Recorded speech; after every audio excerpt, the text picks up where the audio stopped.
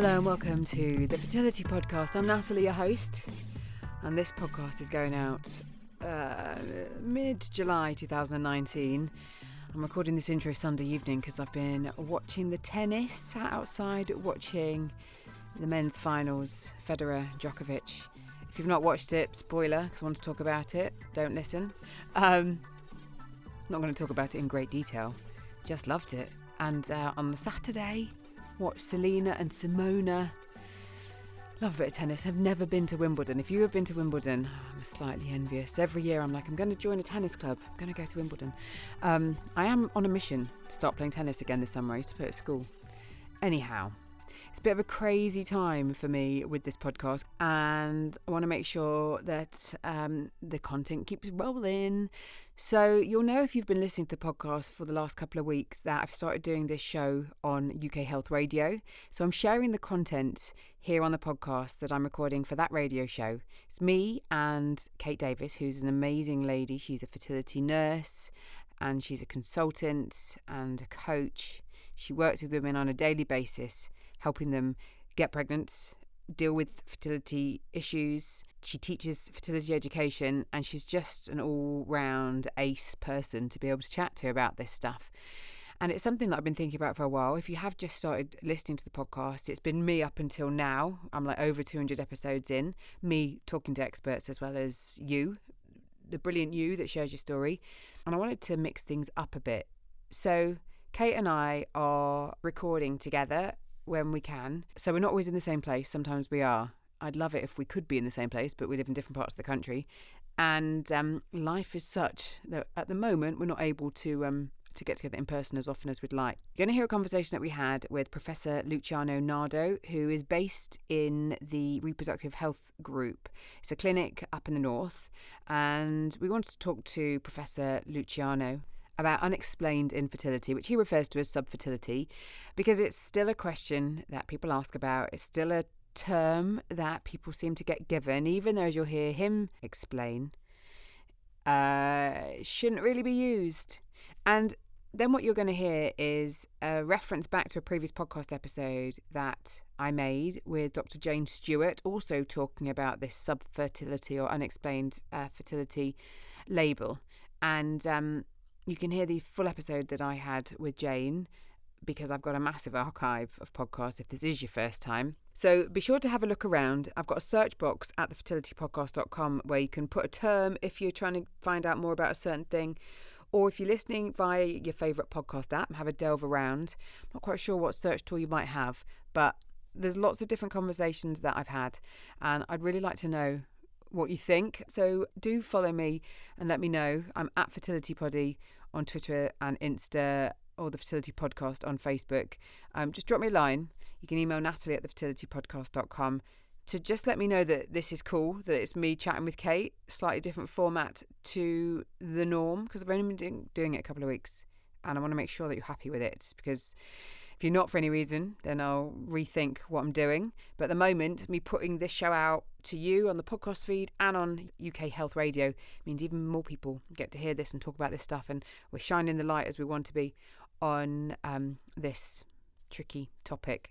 Speaking of shining a light, and we're just going to change the topic ever so slightly, because this week I had some photos taken. I'm trying to just update my website. Also, I do voiceover work, and I really need some new pictures from my voiceover website, because the pictures I have on there are me with a half-shaved head, which is what I did after I got married, and I've nearly been married 7 years. Whoops. And really needed to change the pictures, because I was like holding a microphone and people thought I was a stand-up comic, which I'm far from. So I went to have these pictures taken this week, and I'm so awkward when I have my photo taken. You can catch me smiling, don't get me wrong, but that's like 1 out of 90 pictures. The rest, my face does weird stuff. I don't know if you have this when you have pictures taken. Anyhow, I'll be sharing some of those pictures, hopefully. I've been sifting through, and luckily there are some okay ones. They're not all dreadful. But if you're like me, you're awful at having your pictures taken, then you're not alone. Whatever you're up to, I hope you find this episode, as always, useful. Listen to the end, and I'll share all the show notes of how you can find out more. Here's me and Kate chatting with Professor Luciano Nardo. Hello and welcome to Talk Fertility, a show where we do just that, Talk About Fertility. I'm Natalie Silverman, host of the Fertility Podcast, which I launched in 2015, once successfully pregnant after having fertility treatment. And I'm Kate Davies, a trained fertility nurse and founder of Your Fertility Journey, where I work one-to-one with women and couples to help them understand and optimise their fertility. I'm really looking forward to the chat that we're going to be having, Kate, because I know it's something that both of us have a lot of people inquiring about, and that is unexplained infertility. Now, in the experience I've had with the podcast, I've spoken to a lot of people that have been told they have unexplained infertility. I have talked about it on the podcast in the past. I've got friends who have been told they've had unexplained infertility, and some of the conversations I've had from experts have said that they feel that unexplained infertility shouldn't even be a label because it just means that the problem is yet to be found. Yes, I completely agree, and I think that's one of my top questions actually to ask Luciano when we chat to him is unexplained fertility really unexplained, or do we just not have the science yet? Because one of the things with our own fertility is it's also different, isn't it? And I heard a lovely analogy with someone I was talking to about how it's like this kind of really weird lock that all you need is like one part to click round a bit more for it all to connect to then ideally get pregnant. But it's that bit that we're just still trying to get in place. So I get frustrated hearing people say they've been told unexplained infertility because I now know a lot more about this topic. And for anybody just starting out to be told that, it's kind of the most frustrating because there's no action points, are there? No, I think there's nothing to fix. That's the problem. I mean, I think it's great when they find out that actually there's nothing wrong, but then there's the frustration that there's nothing actually to fix, which will then enable them to get pregnant quite quickly. I have a lot of ladies that will say to me, Kate, I'm ovulating. I can see that I've ovulated. I've had sex around ovulation. Why am I not pregnant? So I'm kind of going back and saying, well, actually, there are so many different aspects that need to be 100% right. Your hormones need to be working absolutely correctly, that cycle. The egg quality needs to be fantastic on that egg. Equally, sperm quality needs to be super on that one occasion. It's so multifaceted. It's not just one thing. But the frustration that unexplained infertility creates is just unbelievable. Well, we'll be putting Professor Luciano to the test with our questions, and we're always keen to hear your questions in Talk Fertility. You can email us talkfertility@gmail.com, and at the end of every episode we're doing our best to answer some of them, so do make sure you're listening to the end.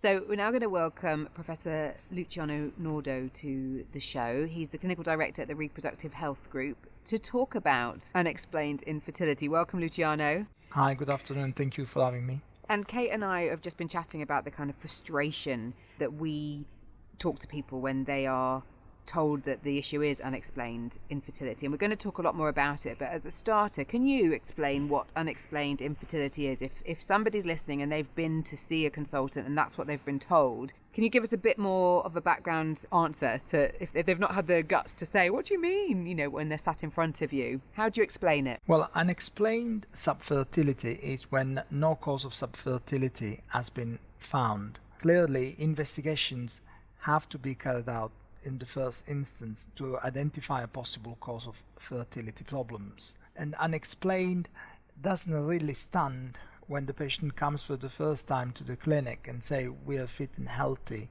and I got regular periods and we think we don't have a problem. I always tell my patients that in order for me to reassure them that there is an underlying cause, then some basic investigations will have to be carried out on both partners. Unexplained is, to some extent for some patients, a comfort at the stage when they do not believe they need to embark on investigations or further investigations, or is also used in some instances as a cause to delay embarking on IVF treatment. We always make sure that the couple has had 12 consecutive months of unprotected sexual intercourse, and clearly history for both female and male partner is taken. And if there are concerns about the fertility potential, then that is the first instance when it's no longer unexplained. Normally we would be recommending that investigations such as semen analysis and for the man, a pelvic ultrasound scan and a hormone profile for the female are done. If these tests come back as normal, again doesn't reassure them that there is no problem, but simply that the tests that we carried out have failed to demonstrate a non-cause of fertility problems. So, Luciano, what I'm really interested in is do you think that unexplained infertility really is unexplained, or do we just not yet have the science to identify the problem? Yeah, absolutely. I don't think unexplained infertility exists. I think that we don't have all the diagnostic tools to identify all the fertility problems.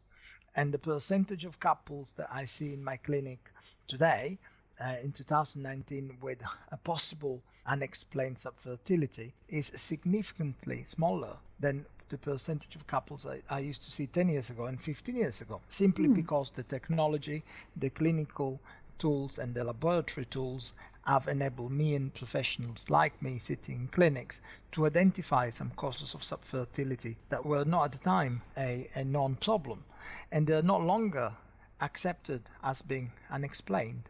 So have you got kind of examples of, or could you tell us a bit more about the technology that you use that you now use that you didn't use previously? Yeah, so an example is a test called sperm DNA fragmentation test. We know that men with high DNA damage, for whatever reason they have high DNA damage in the sperm, they are more likely than not to suffer from subfertility, and if they do get their partners pregnant, then to experience a miscarriage. So relying only on a semen analysis is perhaps too simplistic when it comes to a clinical setting and sitting in front of a patient and say, well, you don't have a problem. I could say the semen analysis shows that you have normal sperm parameters, but I cannot say if the sperm is healthy enough to fertilize successfully an egg. So this is an example. So a percentage of men that used to come to clinic with a normal semen analysis, and they will say, well, you don't have a problem. Actually, they do have a problem. And but we needed additional tests to demonstrate what the problem is. So with a test like that sperm DNA fragmentation test, is that likely to be something that is only suggested once a cycle's failed, or is it if there's not enough information in that early sperm test? I don't think at that stage we are talking about embarking on any fertility treatment cycles. It's just the fertility journey as a diagnostic test. Okay.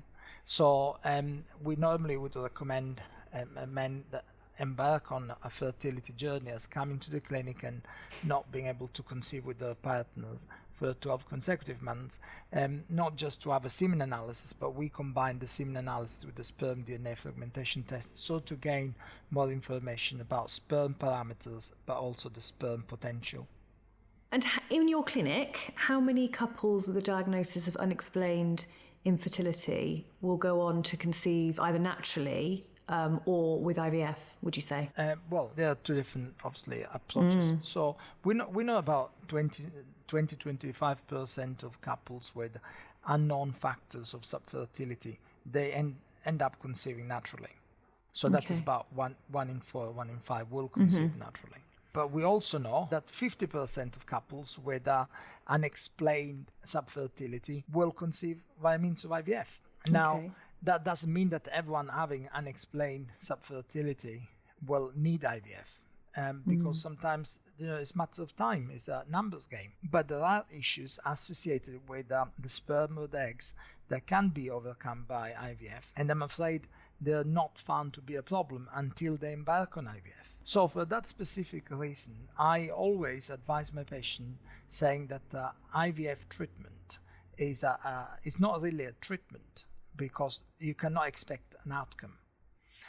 You want to have a positive outcome, but there's not always the outcome you expect, unlike other areas of medicine where the treatment is linked with a positive outcome.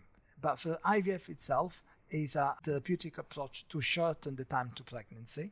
But in some cases, it's also a diagnostic approach, because it enables us to look at the eggs, see the potential of the eggs being fertilized, and enables us to look into the embryo quality and also the genetic makeup of some embryos. And we have found many cases of sub-fertility or unexplained sub-fertility as being associated with genetic abnormalities on either the female or the male partner. That is the same as a miscarriage. Miscarriage and unexplained sub-fertility are different faces of the same coin. Just depends what time the pregnancy ends or that the embryo doesn't implant. Just out of interest, in your clinic, how much would you look into possibility of male issues? So, for example, varicocele, for example, how much do you go into that, or do you tend to go straight into IVF? Okay. Not all the time. We are actually in the process of setting up a completely separate service where we'll be looking at the man as a standalone patient and not just part of the couple. That's great. That is fantastic to hear, because that is sometimes so much the issue that it's often the woman that is focused on and not the man. So to actually have that ability to really focus on the man, I think is so beneficial. It's great that you're doing that. But we are doing it in an innovative way, and what we are thinking to do is actually establishing contacts with patients, or establishing the first consultation with patients, not being a face-to-face consultation where there is, perhaps in some cases, the fear of being stigmatized as having a male fertility problem. We're giving them the opportunity to have a remote access to consultant andrologists to discuss their lifestyle, to discuss their fertility and medical health, and inviting them then for a semen analysis and a sperm DNA fragmentation test and an examination. So they will be made aware of the potential factors that affect fertility first, then invited to have tests and examination afterwards. It's really interesting. I mean, with that in mind, you're talking about those kind of remote consultations, and I know that you're really keen to get as much information, clear, concise information out to people. Are you finding patients are more informed when they're coming to you? Because we know there's so much more online now, but I know that you have issue with it being conflicting information. Absolutely. I think patients are very well informed before they come to a fertility specialist.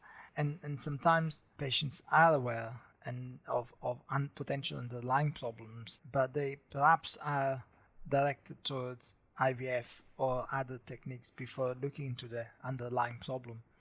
Hence why we believe that investigating the couple fully prior to embarking on any fertility treatment is going to shorten the time to pregnancy. On that note then, because this is a question I get asked quite a lot, is do you recommend ovulation induction for women with unexplained infertility, particularly if they're ovulating, or would you go straight for IVF in that situation? No, I would not recommend. If they ovulate, I wouldn't recommend ovulation induction, because by definition ovulation induction means inducing ovulation. So if a woman already ovulates, then there's no benefit.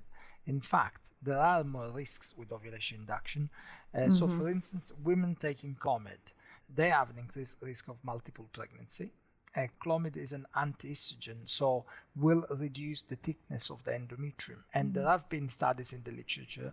In fact, one of the largest and most recent studies was the Scottish collaborative study showing that women embarking on ovulation induction and ovulating would have less chance of success than women not embarking on ovulation induction. That sounds really interesting. Yeah. So I would definitely not recommend ovulation induction for anyone with a diagnosis of unexplained sub-fertility, bearing in mind that I would not even say that they have unexplained sub-fertility until some investigations have been carried out. Sure, okay. Yeah, the reason I ask that is I sometimes see women who have been given Clomid even though they're ovulating, and I kind of get really quite confused about this sometimes.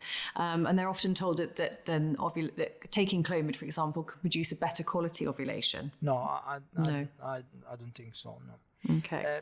I think, and this is not just, I see these patients myself in clinic, where they may have been given 6 months of Clomid just to be discharged from a clinical setting. Right. But it's not the right approach. As I said, sometimes it's not going to shorten the time to pregnancy at all, and some other times actually increase the risk of complications as a result of Clomid. Okay, thank you. One of the things that we see when people are dealing with unexplained infertility is like the emotional toll and the impact of it not having a fix. And keen to just know whether you think unexplained infertility may be caused by emotional factors as well as physical, whether if people are, driving themselves mad about the fact that it's not happening, and we know that there are some links to stress. We know the impact that it has on mental health, not being able to conceive, but without just wanting to tell people to relax because we don't want to make it that black and white. How do you feel about that side of things? I think I firmly believe that emotional factors can impact on both men and women's ability to conceive, as well as impacting on the relationship and sexual life. I think it's a bit difficult to determine whether the emotional factors are a consequence of the difficulty in conceiving, or in some cases could be contributing to the sub-fertility. And I think sub-fertility and the intention to conceive, they bring expectations. And everyone that has got expectations will inevitably have an element of emotional disturbance or emotional distress. But generally, patients that come to our clinic, and you can clearly say that they are emotionally affected by being childless, we would recommend to consider counseling and fertility coaching and alternative measures before embarking on IVF treatment, simply because IVF is a very stressful and emotionally demanding journey. And I have seen on numerous occasions patients that actually are relaxed are more likely to succeed through IVF, simply because they can face the disappointment of a failed cycle. If they have instead high expectations and they are emotionally distressed and they embark on IVF because time is of the essence, they are more likely than not to give up after one failed cycle. Luciano, that was really interesting when you mentioned about having fertility coaches, and which I'm assuming you got in your clinic. Apart from being a fertility nurse consultant, I'm a fertility coach, and Natalie is also training to be a coach. And I absolutely love coaching. I think it's a fantastic for the fertility journey. What's your kind of thought process on coaching and counselling, and how they differ and how they can both support patients? And which do you have any experience of which you find better?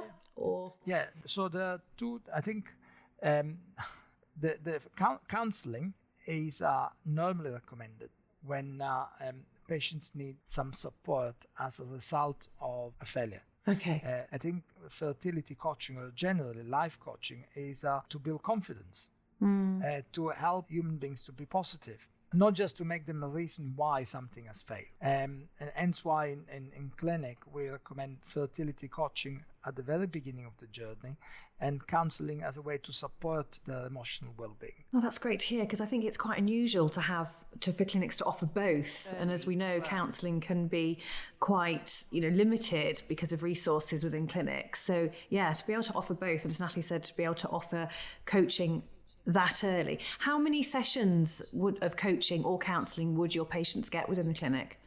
I would say probably 3. Okay. Yeah, that's great. On average. Yeah.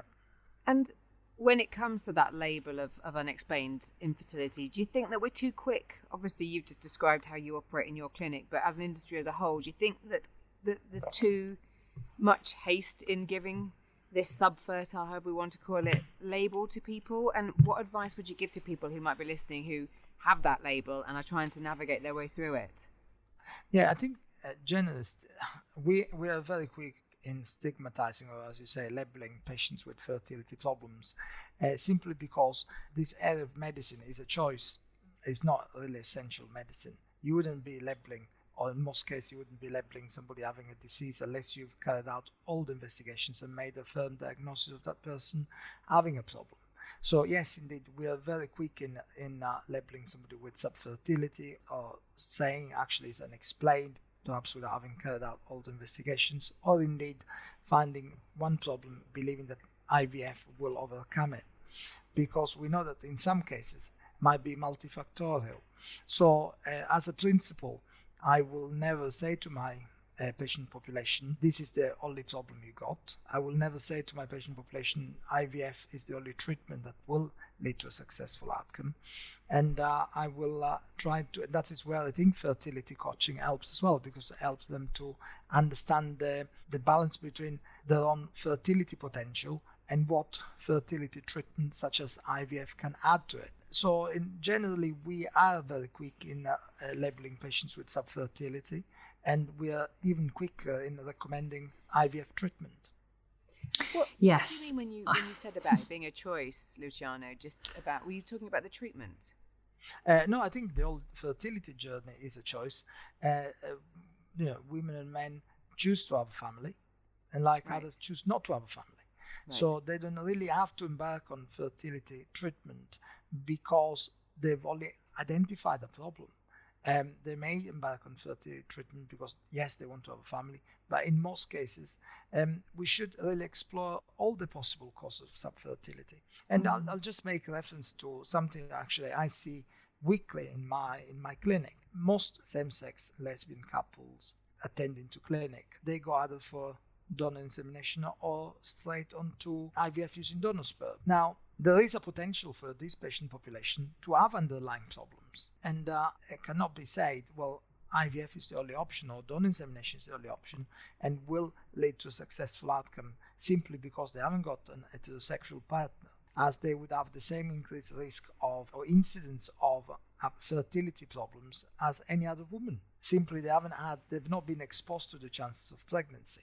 So we have patients coming to clinic with failed donor insemination cycles or donor IVF cycles, and we identify perhaps even later than in a normal fertile heterosexual general population, some fertility problem could have been diagnosed before. I'm really passionate about in my work, and what I do is about natural fertility and offering women as much information, advice and support as I possibly can to hopefully help them avoid IVF, but clearly that's not possible for some couples, and that is often their only route.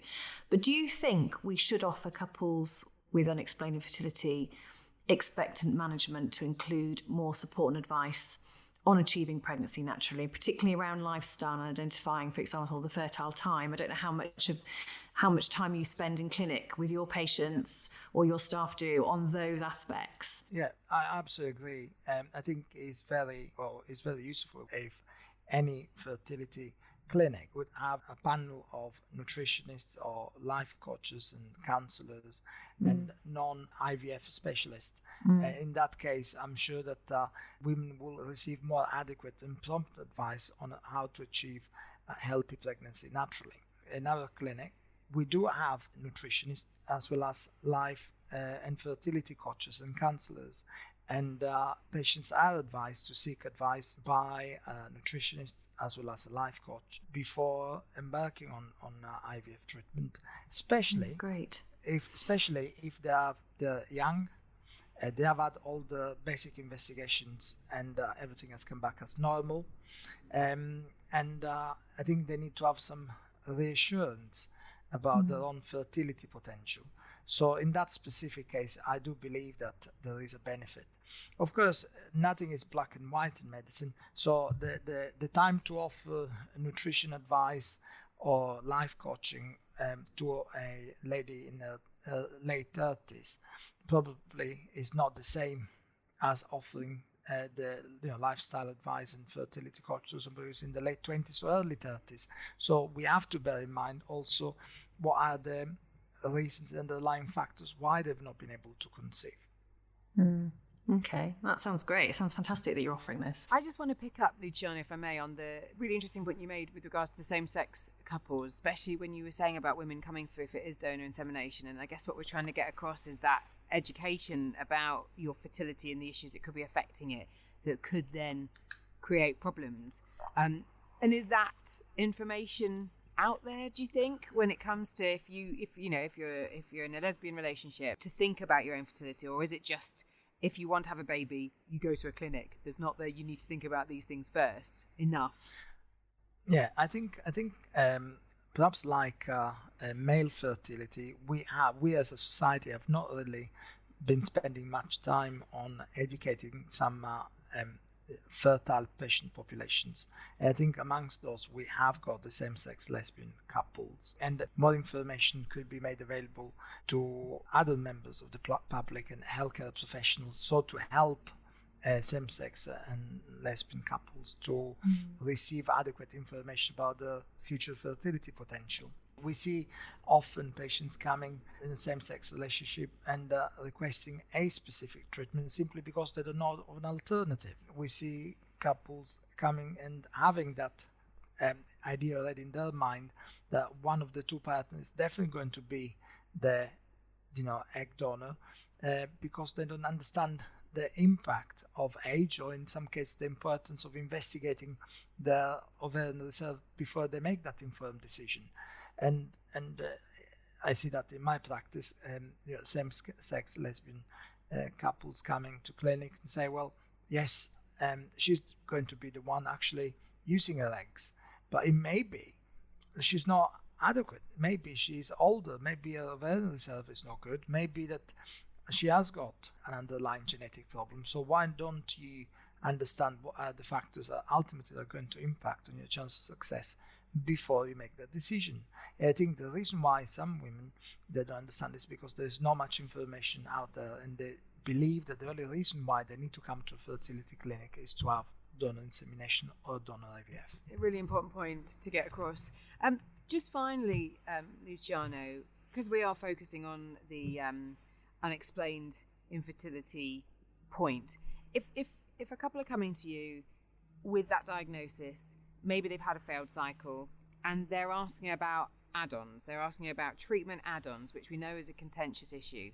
Where do you sit with that? I mean, what do you do with somebody coming with you saying we've heard that could help? I think it's a very difficult question for me as a professional when patients come to clinic and say we've heard that any add-on can help, and unfortunately there's no enough evidence to say that they can help, but equally there's not enough evidence to say that they will not help. And I think in some cases it could be wrong to say to patients, well, I think you should not take this, or you should not use it, or you should not have this add-on, simply because there's not enough evidence that to support the benefit. Because the counter argument is, well, there's not enough evidence to demonstrate actually doesn't work, or there's not enough evidence to demonstrate it's going to be harmful. So we always say to patients coming to clinic that they can use some add-ons. The evidence is in most cases limited, but as long as they are safe and they have no consequences on the mother nor on the fetus, then they can certainly use add-ons. But itself, IVF is an add-on to natural conception. And we know that IVF doesn't work all the time either. Yeah, I mean, absolutely. I mean, if you think about the very nature of IVF right at the very beginning with Louise Brown, it was experimental. And look where we've come. Look where we've come in those 40-odd years from an experimental procedure, which effectively, ideally, I guess you could say that some of these add-ons may well be viewed in the same light. But look where we've moved in 40 years from what was the original experimental procedure. So I guess the whole nature of IVF medicine is that it is experimental. Yeah, it is experimental, and as I said, as long as it's safe and doesn't have any long or short or medium-term consequences on the health of the mother and the fetus, then I don't think there is a reason why to say, no, actually you should not take it. No, absolutely. Thank you, Luciano. It's been really enlightening. I think there's a lot of points there that will be really useful to people, because it's just such a frustrating label that we know many people sadly have to try and get their head around. As a final words of wisdom, would you say that if people are told that, just to challenge it a bit more, ask for more tests? Yeah, absolutely. I think if couples or individuals are told that they have a normal fertility despite still not being able to conceive, they should ask for all the tests that are available in order to help them make an informed decision whether actually they will be pursuing a treatment, which in some cases is expensive, but also emotionally draining, and could put, as we know already, could put some patients into a category that will be stigmatized by families and friends if they're not able to achieve a pregnancy. Well, thank you for explaining, and we really appreciate your time. Thank you so much. It was so interesting.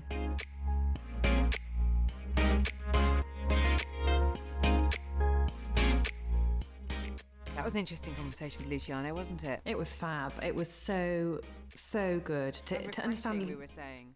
Yeah, massively refreshing to understand a bit more about unexplained infertility, and actually to hear him say that he doesn't put that label on his patients straight away. You know, he does everything he possibly can to identify a problem, because as we know, it's so frustrating to not have a problem that can be fixed. So it's fantastic that he's able to really hold back on putting that label on, if you like.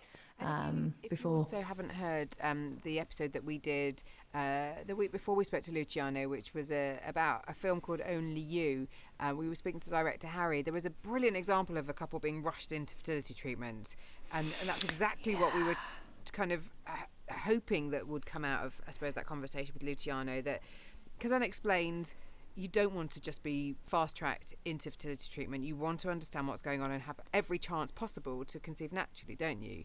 Yes. And so, you know, when I asked him about expectant management and looking at lifestyle and nutrition, you know, that's something that in his clinic they're really, really positive on, and make sure that all of their patients have that access, which I think is fantastic and so refreshing.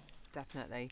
Right. Okay. So now it's time to get some more questions answered, which is something that we like to do here at Talk Fertility. Not only do we like to bring you experts so you can understand more about what might be going on with you, or the questions that you can ask if you're going through treatment and you are having these kind of conversations, but if you're just trying to work out what's going on, we ask you to email us, talkfertility@gmail.com, and with Kate's background as a fertility nurse, we put her to the test.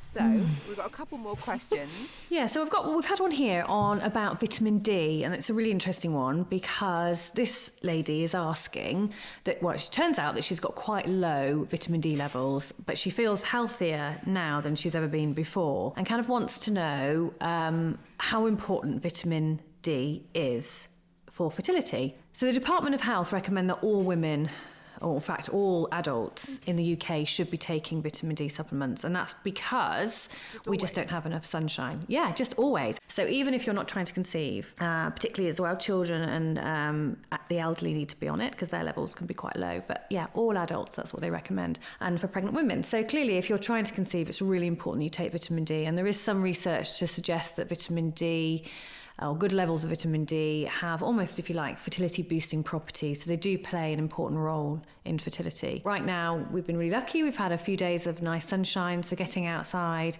and soaking up that sun is a really, really good way of boosting your vitamin D levels up. But you should absolutely be taking a supplement on a daily basis. And there are various different types of supplements that you can take for vitamin D. You take it in tablet form, or there's some evidence to suggest that taking it in a spray or a droplet form is absorbed better, and therefore it's a bit more of a superior type of supplement. Okay.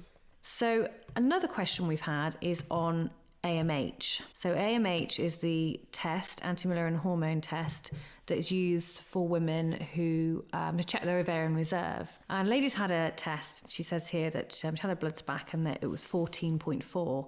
And the clinic has said that it's good, but she wants to know how good and what's the scale. She's finding conflicting information everywhere and wanted to find out a bit more about it. Now, actually, that question is quite difficult for me to answer because AMH is all based on age. So without knowing her age, I can't work out whether her AMH level of 14.4 is good or not. Okay. So, for example, a woman who is 25, AMH is quite difficult to work out a kind of an average, but an average would be having an AMH of about 25. A woman who's 45, an average would, well, say a woman who's 40, an average would be about 4. But there's a whole range and scale that women can be on. You know, that's kind of the very good right in the middle, but it can also be not, you know, slightly lower or slightly higher and still be relatively within normal range.